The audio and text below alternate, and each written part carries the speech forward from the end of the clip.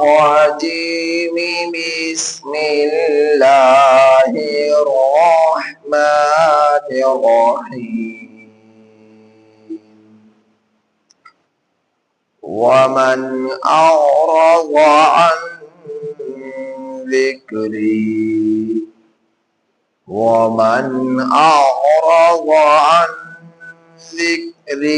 فإن له معيشة ضنكا ونحشره يوم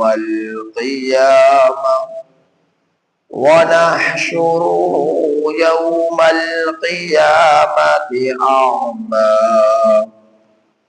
قال رب لم حشرتني أعمى وقد كنت بصيرا قال كذلك أتتك آياتنا فنسيتها وكذلك اليوم تنسى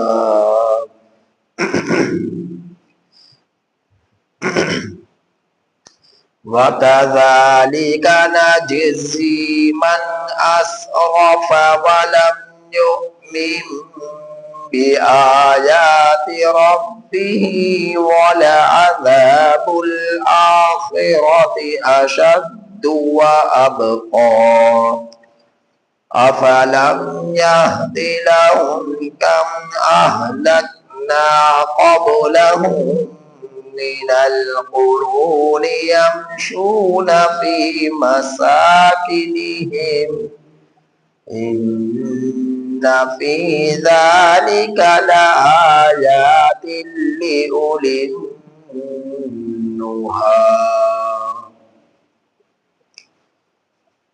سورہ طٰہٰ کی آیت نمبر 123 تا 128 آپ حضرات کے سامنے تلاوت ہوئی. یہ سورہ طٰہٰ کی آیت نمبر 124 تا 128 آپ حضرات کے سامنے تلاوت ہوئی. ان آیات کریمہ کا ترجمہ یہ ہے وَمَنْ أَعْرَضَ، اور جس شخص نے اعراض کیا عن ذکری، میرے ذکر سے، فَإِنَّ لَهُ مَعِيشَةً، پس بے شک اس کے لیے معیشتاً ضنکا، زندگی تنگ ہو گئی. بس بے شک اس کے لیے دل اور دماغ تنگ ہوں گے، بے شک اس کے لیے قبر کی زندگی تنگ ہوگی. فَإِنَّ لَهُ مَعِيشَةً ضَنكًا، بے شک اس کے لیے زندگی تنگ ہوگی. وَنَحْشُرُهُ، اور ہم اسے اٹھائیں گے، یوم القیامت، قیامت کے دن، اعمیٰ، اندھا. قال ربی، کہے گا وہ اے میرے رب، لما حشرتنی، تو نے کیوں مجھے اٹھایا، اعمیٰ، اندھا، وقد كنت بصیرا، اور تحقیق میں تو دیکھنے والا تھا. قال كذلك، اللہ تعالی فرمائیں گے اسی طرح عادت کا آئی تیرے پاس آیاتنا، ہماری نشانیاں، فنسیتہا، سو تو نے انہیں بھلا دیا. وَكَذَلِكَ الْيَوْمَ تُنْسَى، اور اسی طرح آج تو بھلا دیا جائے گا. وَكَذَلِكَ نَجْزِي، اور اسی طرح ہم بدلہ دیں گے، من اسرف، اس شخص کو جس نے اسراف کیا، ولم یؤمن بآیات ربی، اور نہ ایمان لایا اپنے رب کی آیات پر، وَلَعَذَابُ الْآخِرَةِ، اور البتہ آخرت کا عذاب، اشد، بہت سخت ہے، وَأَبْقَى، اور باقی رہنے والا ہے، افلم یہد لہم، کیا پس نہیں آئی ان لوگوں کی طرف ہدایت، کم اہلکنا، کتنوں کو ہم نے ہلاک کیا، قبلہم، ان سے پہلے، من القرون، بستیوں میں سے، یمشون فی مساکنہم، چلتے تھے وہ ان کی رہنے کی جگہوں میں، ان فی ذالک، بے شک اس میں، لآیات لأولی النہی، البتہ نشانیاں ہیں عقل والوں کے لیے۔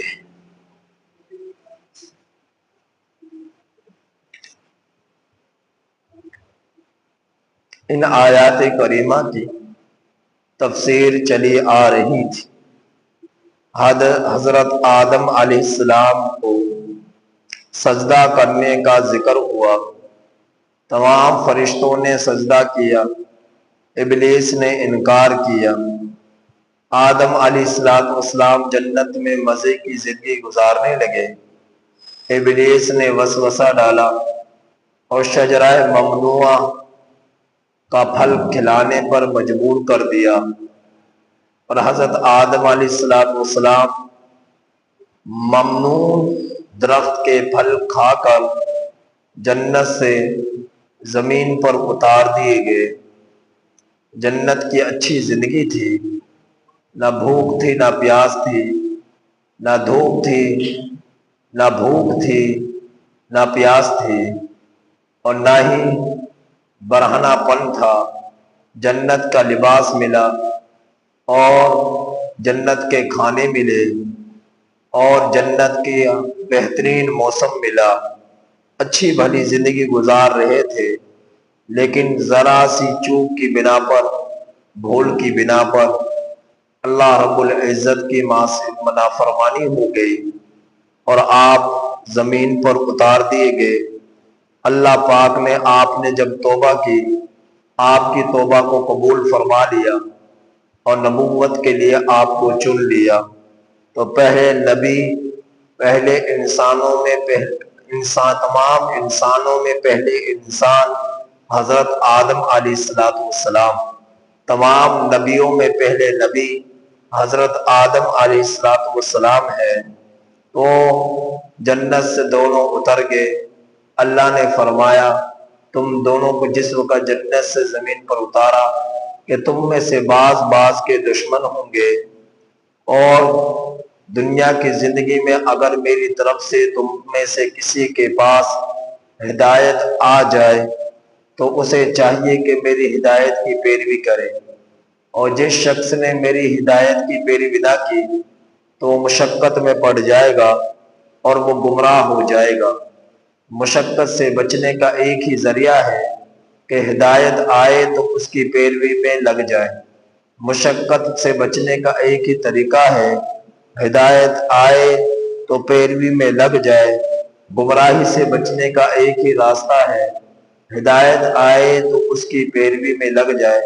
تو حضرت آدم علیہ السلام کو واعظ و نصیحت میرے رب نے فرما دی، اور حضرت آدم علیہ السلام دنیا میں زندگی گزارنے لگے، اور پھر آپ کے بیوی حضرت حوا علیہ السلام کو میرا رب دو بچے عطا فرمایا کرتے، دو صبح کے وقت پیدا ہوتے، دو شام کے وقت پیدا ہوتے، اور ترتیب یہ ہوتی کہ صبح کے وقت کے دو بچوں میں ایک بھائی ہوتا، ایک بہن ہوتی، شام کے وقت کے بچوں میں ایک بھائی ہوتا، ایک بہن ہوتی، اور وہ پروان چڑھتے تو شام والے لڑکے کا نکاح صبح پیدا ہونے والی لڑکی کے ساتھ ہو جاتا، سو وہ پیدا ہونے والے لڑکے کا نکاح شام کو پیدا ہونے والی لڑکی کے ساتھ ہو جاتا، تو سلسلہ یوں چلتا رہا اور انسانیت بڑھتی رہی۔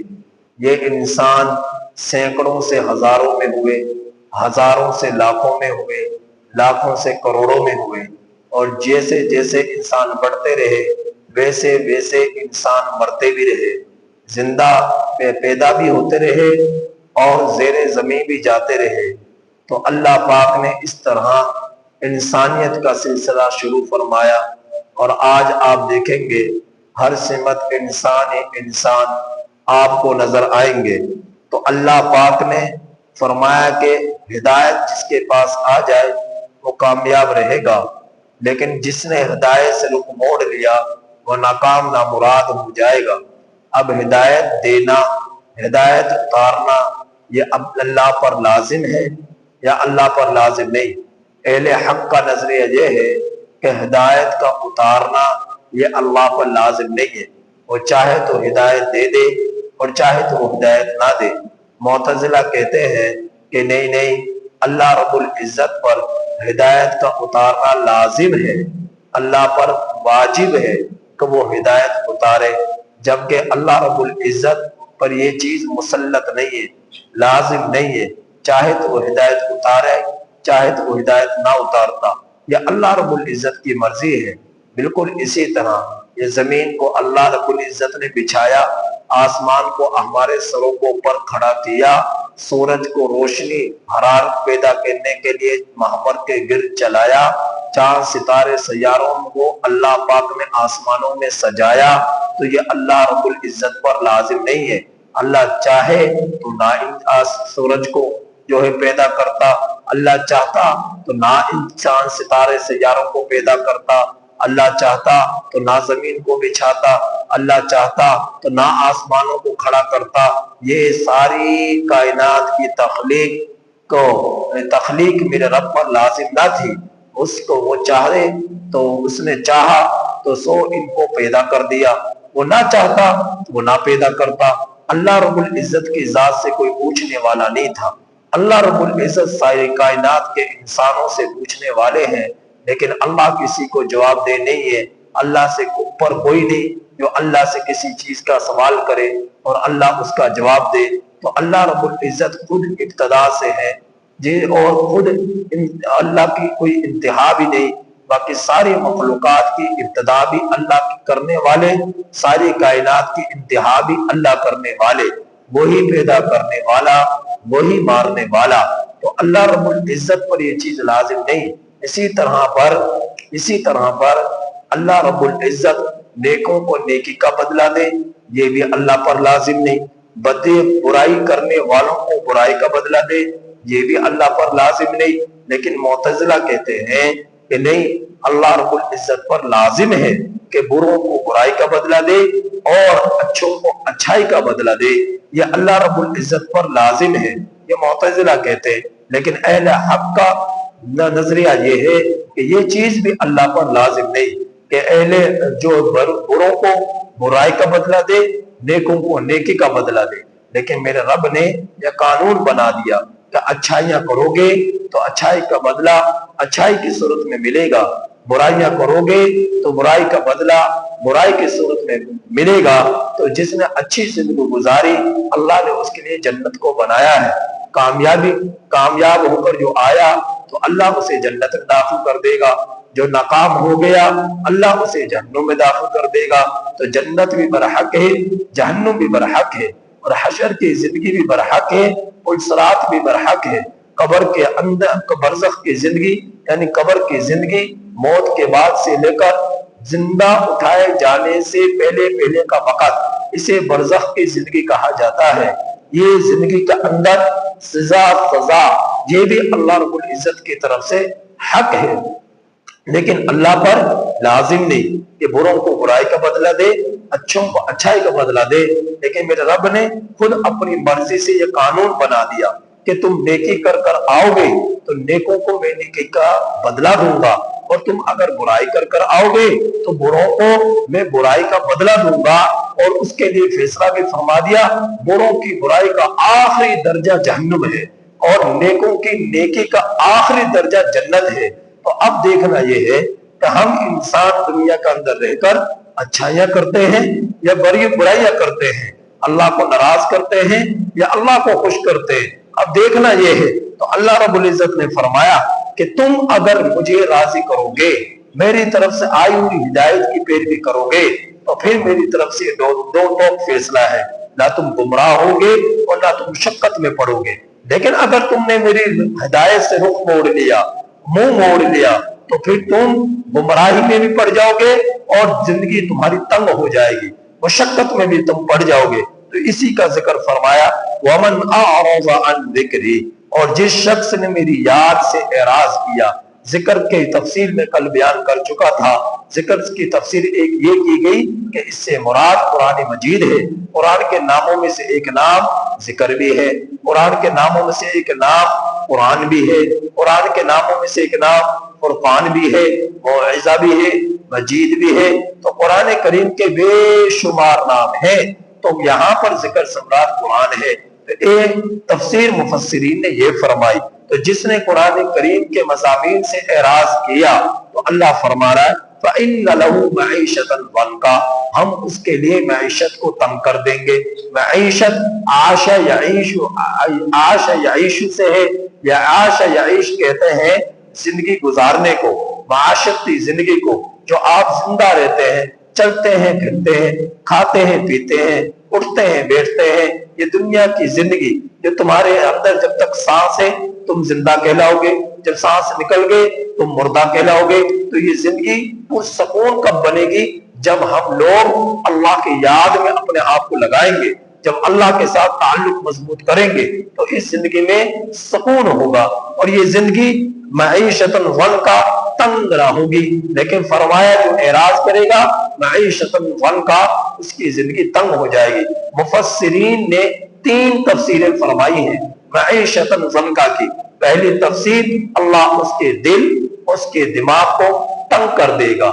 دوسری تفسیر یہ کہ اللہ اس کی زندگی کو تنگ کر دے گا۔ تیسری تفسیر یہ کہ اللہ اس کی قبر کی زندگی کو تنگ کر دے گا، اور یہ اللہ رب العزت کی طرف سے جزا سزا قبر کے اندر برحق ہے۔ حساب کتاب منکر نکیر کا سوال جواب قبر کے اندر برحق ہے، وہ سوال کرنے والے، ہم جواب دینے والے۔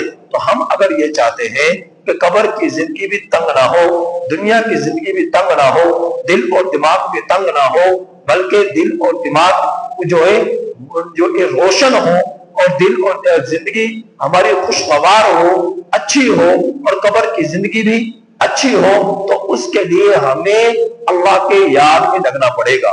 اللہ کے احکامات کی بجا آوری اختیار کرنی پڑے گی۔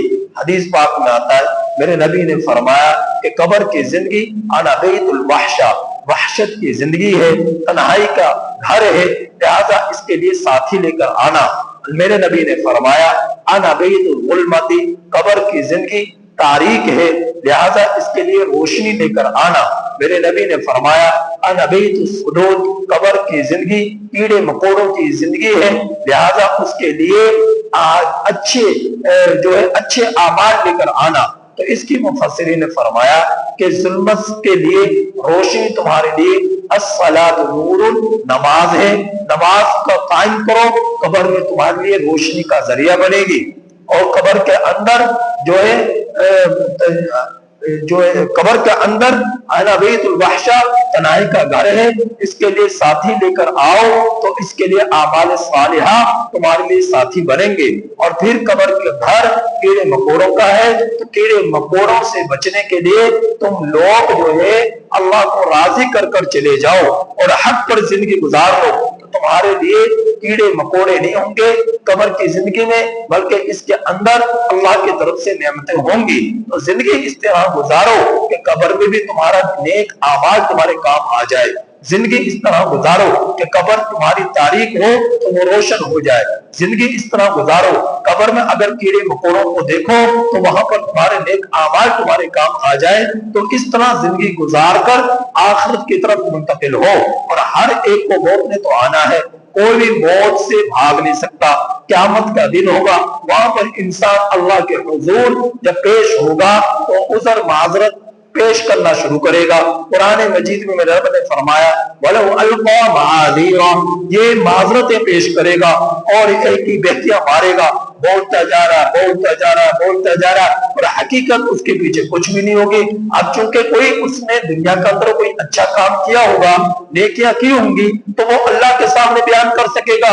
اب ادھر ادھر کی مارتا جا رہا، پھینکتا جا رہا تو کوئی نہ کوئی عذر شاید کام ہی آ جائے، لیکن اللہ تعالیٰ تو جانتا ہے کہ کیا یہ سچ بول رہا، کیا یہ جھوٹ بول رہا ہے، تو اللہ پاک ہی جانتے ہیں۔ تو فرمایا کہ کل قیامت کے دن جو تم ایک ہی بیکی مارو گے اللہ کے دربار میں، اللہ کے حضور میں، وَلَوْ أَلْقَى مَعَاذِيرًا، معذرتیں پیش کرنا شروع کرو گے، بہتر ہے دنیا کا اندر ہی کچھ ایسے نیکیاں کر کر چلے جاؤ، اس طرح زندگی گزار کر چلے جاؤ کہ اللہ کے سامنے کھڑے ہو تو پریشانی نہ ہو، شرمندگی نہ ہو، اور وہاں پر جو ہے تمہارے لیے تنگی نہ ہو، اور تم وہاں پر ذلت، تمہارے لیے ذلت نہ ہو، لہذا دنیا کا اندر زندگی ایسے گزار کر چلے جاؤ۔ تو ذکر سے مراد ایک قرآن مجید ہے، اور ذکر کا ایک معنی فرمایا کہ اللہ کی یاد ہے، کہ اللہ کا آیات اپنی زندگیوں میں بسا کر رکھو، اور اللہ کی یاد تمہاری زندگیوں میں ہوگی تو یہ تمہاری زندگی میں سکون پیدا کرے گی۔ تو فرمایا الا بذکر اللہ تطمئن القلوب، دلوں کو اطمینان کا ذریعہ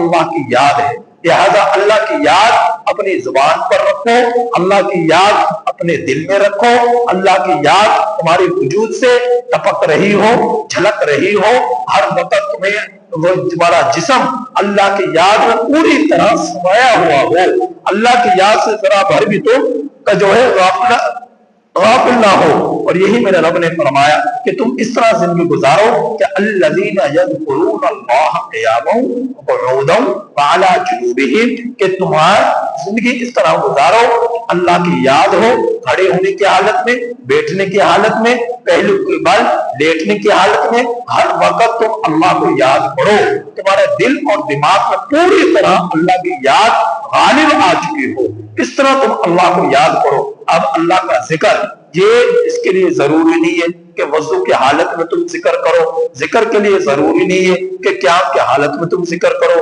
ذکر کے لیے یہ بھی ضروری نہیں ہے کہ بیٹھنے کی حالت میں کرو، ذکر کے لیے یہ بھی ضروری نہیں ہے کہ سجدے کی حالت میں کرو، ذکر کے لیے یہ بھی ضروری نہیں ہے کہ بیٹھنے کی حالت میں تم ذکر کرو، ذکر کے لیے نہ وضو شرط ہے، ذکر کے لیے نہ جگہ شرط ہے، ذکر کے لیے نہ قیام شرط ہے، ذکر کے لیے نہ تشہد شرط ہے، ذکر کے لیے آپ کے لیے کوئی وقت طے نہیں ہے کہ اس وقت میں تم ذکر کر سکتے ہو، اس سے ہٹ کر نہیں کر سکتے، تم جب چاہو اللہ کا ذکر کر سکتے ہو۔ ذکر لسانی بھی ہے، ذکر قلبی بھی ہے، ذکر قلبی تو ہر وقت رہنا چاہیے، جب ہر وقت آپ کے دل میں اللہ کا تصور ہوگا، آخرت کا تصور ہوگا، اللہ کی یاد ہوگی، تو یہ بھی ایک ذکر ہے، اسے ذکر قلبی کہتے ہیں۔ اور زبان سے اگر اللہ کا ذکر ہو، اللہ کی کبریائی ہو، اللہ کی تحمید ہو، اللہ کی تسبیح ہو، تو یہ ذکر لسانی کہلاتی ہے۔ تو تمہاری زبانوں پر بھی ذکر ہو، تمہارے دل میں بھی ذکر ہو، جب ذکر ہر وقت تمہاری زندگی میں ہوگا تو دل مردہ نہ ہوں گے، اور جب دل مردہ نہیں ہوں گے تو ہر وقت تمہارے آخرت کی فکر ستائے گی، اور تمہیں گناہ سے بچائے گی، اور تمہیں ظلمتوں سے بچائے گی، تاریکیوں سے بچائے گی، غفلتوں سے بچائے گی، حرام سے بچائے گی، حیائی سے بچائے گی، لعنتوں سے بچائے گی، اور جو ہے اللہ کی معصیت سے بچائے گی۔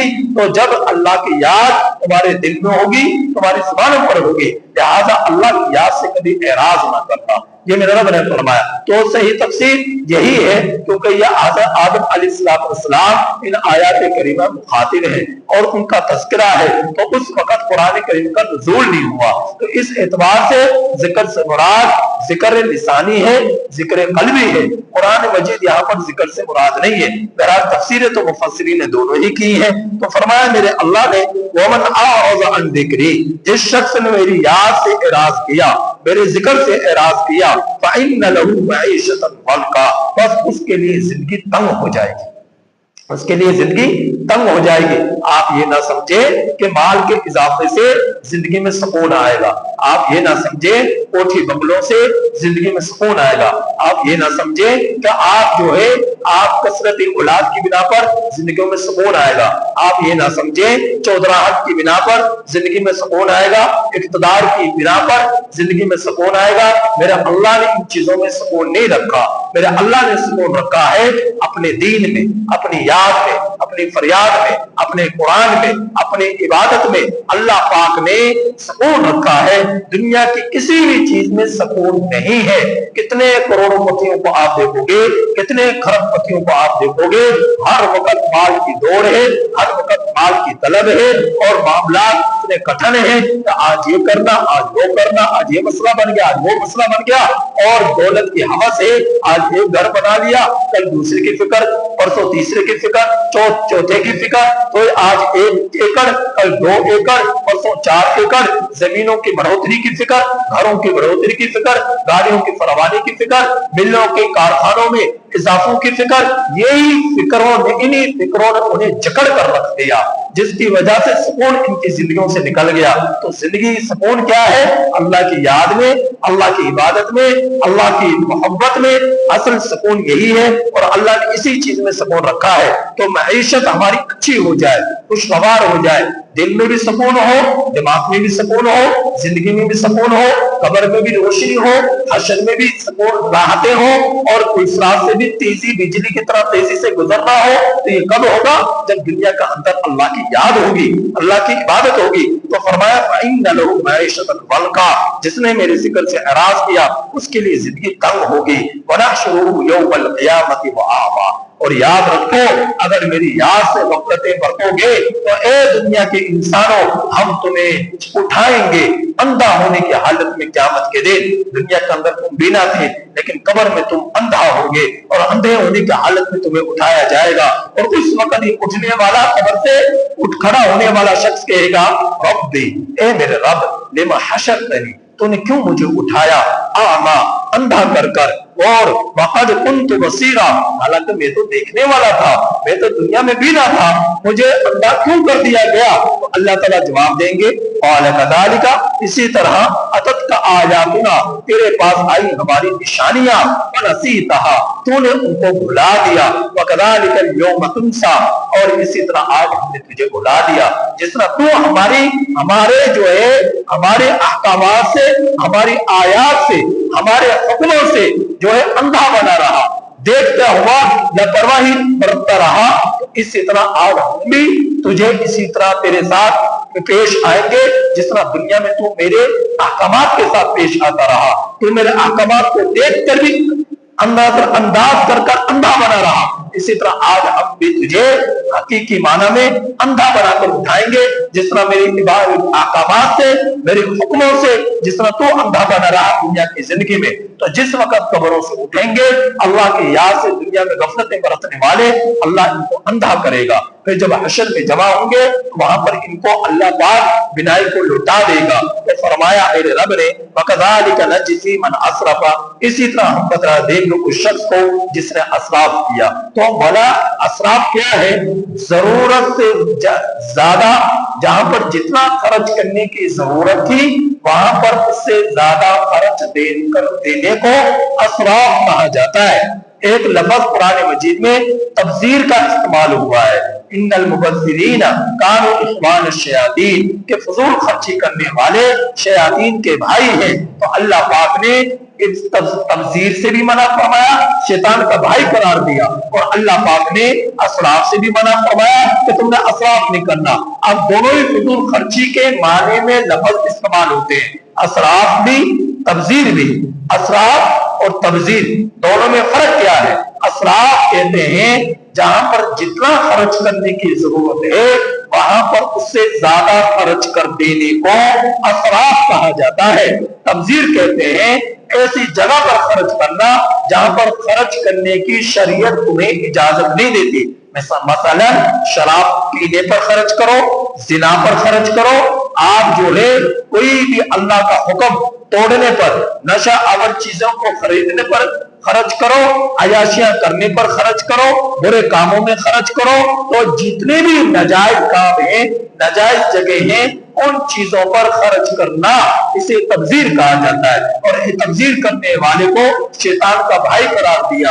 شیطان نے بھی اللہ کی نافرمانی کی، اور یہ اسراف تبذیر کرنے والا بھی اللہ کی نافرمانی کرنے والا، تو اس نافرمانی میں شیطان کا یہ بھائی بن گیا۔ تو اللہ پاک فرما رہے ہیں وَكَذَلِكَ نَجْزِي مَنْ أَسْرَفَ، اسی طرح بدلہ دیں گے اس شخص کو جس نے اسراف کیا، وَلَمْ يُؤْمِنْ بِآيَاتِ رَبِّهِ، اور اپنے رب کی آیات پر ایمان نہ لایا، وَلَعَذَابُ الْآخِرَةِ أَشَدُّ وَأَبْقَىٰ، اور البتہ آخرت کا عذاب بہت سخت ہے، وَأَبْقَىٰ، اور باقی رہنے والا ہے۔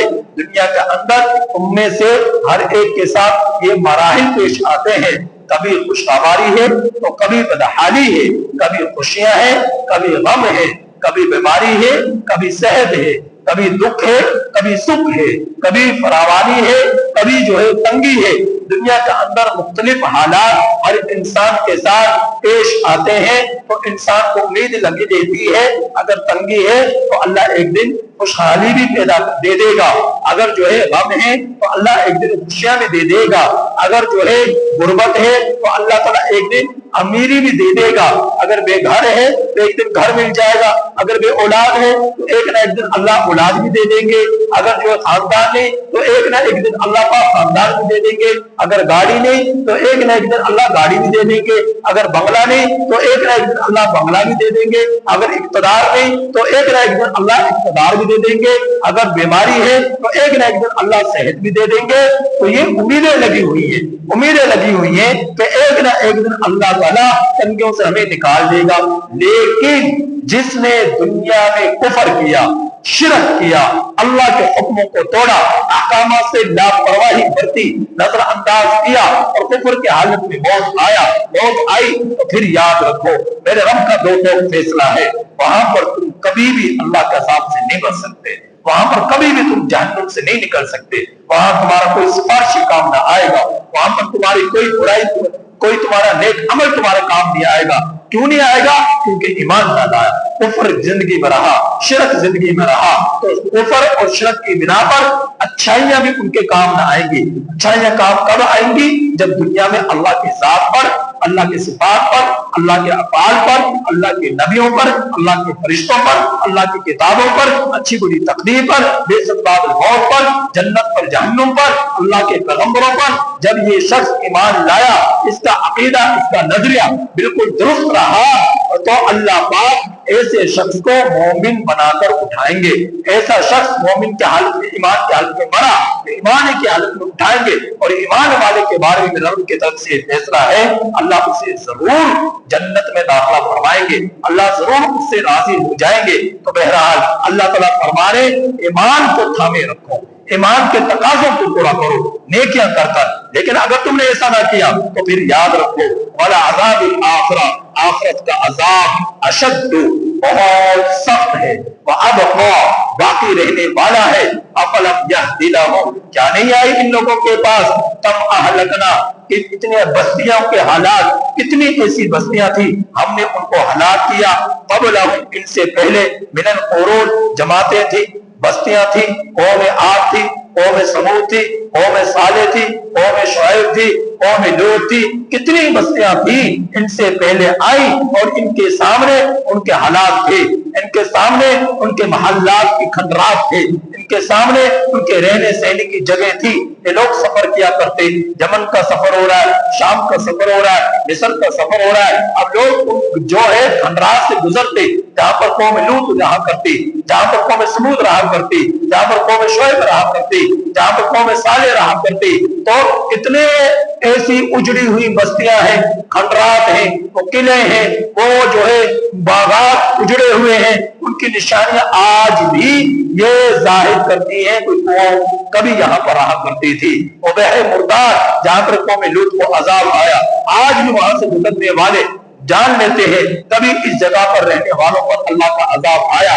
قوم صالح آج بھی رہنے والے، گزرنے والے وہاں سے گزرتے ہیں تو यकीन कर लेते। तो वक्तन कभी यहाँ पर कोई बस्तियां कोई जो है कभी लोग यहाँ पर रहा करते थे, आज उनका नाम और निशान इस जगह पर मौजूद नहीं। तो मेरा अल्लाह इसी की तरफ इशारा फरमा रहा है कि कितनी बस्तियों के हालात, उजड़ी हुई बस्तियां तुम्हारे सामने मौजूद हैं, उनके खंडरात, उनकी निशानियां, उन्हें देखकर इबरत हासिल कर लो। तुम वहां से चलते हो, गुजरते हो, यमशून फी मसाकिनिहिम, उनके रहने सहने की जगहों में, तो उनको देखकर इबरत हासिल कर लिया करो, अल्लाह को याद कर लिया करो। लेकिन इंसान का ज़मीर जब मुर्दा हो जाए तो फिर ये चीजें भी उनको ईमान लाने पर मजबूर नहीं करती, तो ये खंडरात भी उनके ईमान को मजबूत नहीं करती। जब दिल मुर्दा हो जाए, तारीख हो जाए, स्याह हो जाए, तो अल्लाह पाक इन लोगों के दिलों पर जिंदगियों में जिल्लत को मुसल्लत कर देता है। लिहाजा अल्लाह रब्बुल इज्जत के जो है अज़ाबात जिन कौमों पर आए, उनके खंडरात को देखकर इबरत हासिल कर लो और नसीहत हासिल कर लो। तो हमारे जैसे वो भी इंसान थे, वो भी बड़ी टीप टाप इख्तियार करने वाले थे, बाल मवेशी की बढ़ोतियां अल्लाह, फरमानियां अल्लाह ने उनको भी दी थी, बागात उनको भी दिए थे, महल्लात उनको भी दिए थे। तुमसे ज्यादा उम्रें उनको मिली, तुमसे ज्यादा ताकत उनको मिली, तुमसे ज्यादा हुस्न उनको मिला, तुमसे ज्यादा आस औलाद अल्लाह ने उनको अता फरमाई, मवेशियां उनको अता फरमाए, और अल्लाह पाक ने खेती बाड़ियां उनको अता फरमाई, और अल्लाह ने तिजारत उनको अता फरमाई, लंबी लंबी उम्रें उनको अता फरमाई, बड़े बड़े वजूद उनको अता फरमाए, और बहुत ज्यादा ताकतें उनको अता फरमाई। लेकिन देखें अल्लाह ने उनका नाम निशान भी ना रखा। आज वो चलते न हुए नजर नहीं आते, फिरते हुए नजर नहीं आते, देखते हुए नजर नहीं आते। कहाँ चले गए वो लोग, कहाँ चले गए वो इंसान, कहाँ चले गए वो जो है सरमायादार, आज उनका नाम निशान भी नहीं है। तो अल्लाह फरमा रहा है, ए इंसानों, इन्न फी ज़ालिका लआयातिन लिउलिन नुहा, इसमें अलबत्ता निशानियां हैं अकल वालों के लिए। नुहा कहते हैं अकल को जिसके अंदर समझदारी हो, अकलमंदी हो, दानिशमंदी हो, उसे कहा जाता है नुहा। तो जिसके अंदर अकल सलीम है वो जरा इन चीजों में गौर करे, इन चीजों में गौर करे और इबरत हासिल करे और अल्लाह को याद करे कि एक दिन तूने भी खत्म हो जाना है, तुम्हें भी मौत आनी है और तूने भी ज़ेरे जमीन चले जाना है। यहाँ पे ये जिंदगी जो अल्लाह ने दी है बहुत बड़ी अल्लाह की नेमत है, बहुत बड़ी अल्लाह की नेमत है। इसके बुढ़ापे को जवानी नहीं रोक सकती, इसके बचपने को जवानी नहीं रोक सकती, इसकी जो है चेहरे पर छाइयां आने को बुढ़ापा नहीं रोक सकता।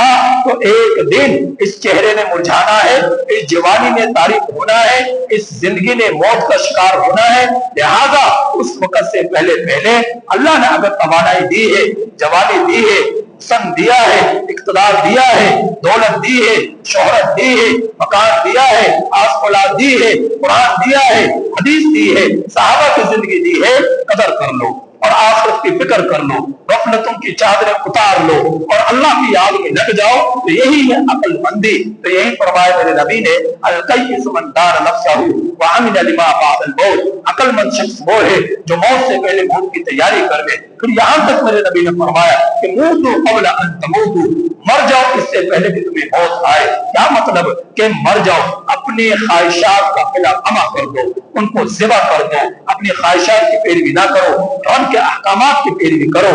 यही है अक्लमंदी। तो बहुत यही है। अब जाहिर है जब ख्वाहिशात की पैरवी करने से बचेगा, गुनाहों से बचेगा, कड़वे घूंट पीने पड़ेंगे, पत्थर सीने पर रखना पड़ेगा और एक मुजाहिदा करना पड़ेगा, मशक्कत उठानी पड़ेगी, नफ्स के खिलाफ जिहाद करना पड़ेगा। और ये कोई आसान काम नहीं है, ये कोई आसान काम नहीं है। जब ये ऐसा करेगा, मुशक्कतें उठाएगा अल्लाह को राज़ी करने के लिए, तो फिर ये कामयाब भी हो जाएगा। अल्लाह हमेशा के लिए इसको राहत अता फरमा देंगे।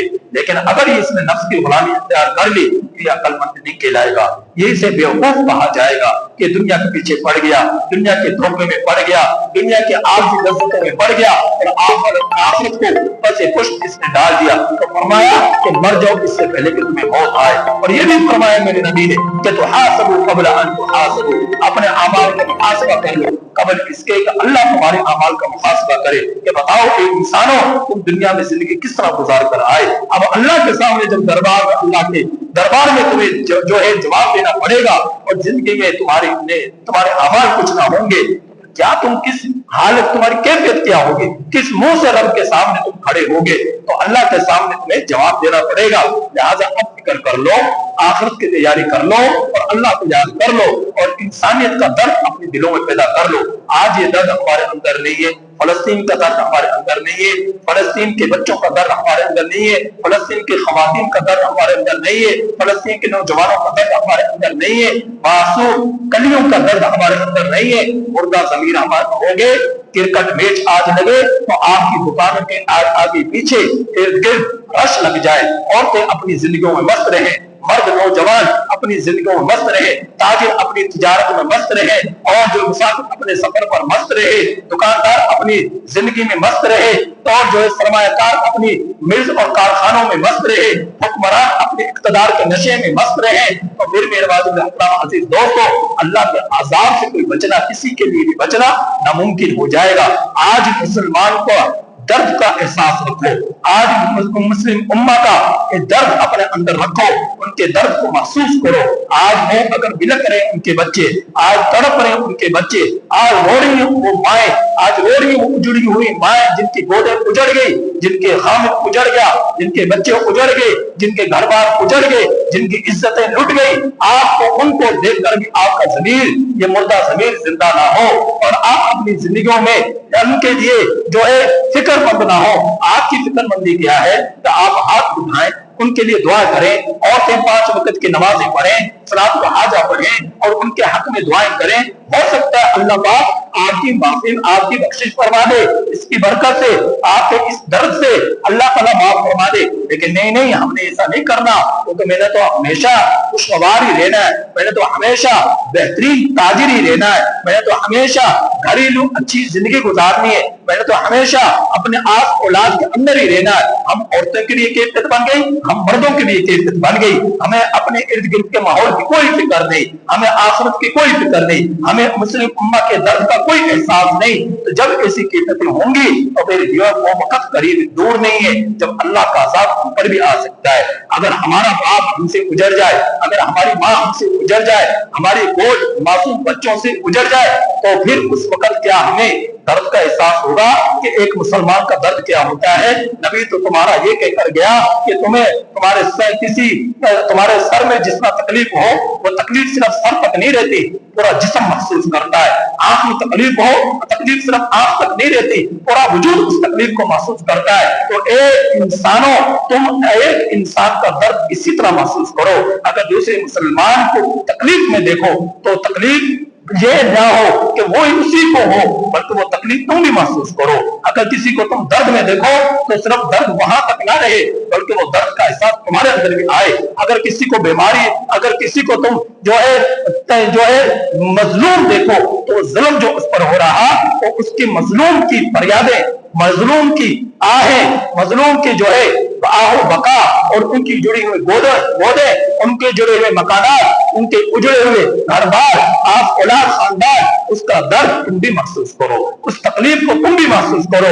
اور جب تکلیف تمہیں محسوس ہوگی تو پھر تمہاری نیندیں حرام ہو جائیں گی, تمہیں راتوں کو نیندیں نہیں آئیں گی, تم سکون کی زندگی نہیں گزار سکو گے, کیونکہ تمہارے اندر درد ہوگا. تمہارے نبی کو درد تھا, میرے نبی کو درد تھا, اسی لیے تو راتوں کو لمبی لمبی نمازیں پڑھا کرتے. امت کا درد ہے, امت کی فکر ہے, تو پوری رات جاگنے میں گزر گئی, قیام میں گزر گئی, رکوع میں گزر گئی, سجود میں گزر گئی, پاؤں مبارک کو غم آ جاتا, اور یوں رویا کرتے جس طرح ہانڈی ابلا کرتی ہے. ہانڈی کو ابلنے کی جس طرح آوازیں آیا کرتی, اس طرح نبی کے سینے سے آوازیں آیا کرتی تھی. کیوں؟ کیونکہ درد تھا امت کا, درد تھا امت کی فکر کا. اور یہاں تک کہ جب موت کا وقت آیا, دنیا سے پردہ فرمائے جانے کا وقت آیا, تو اس وقت بھی اللہ تعالیٰ سے یہ وعدہ لیا کہ میری امت کو پناہ نہیں چھوڑیں گے, میری امت کا کیا بنے گا.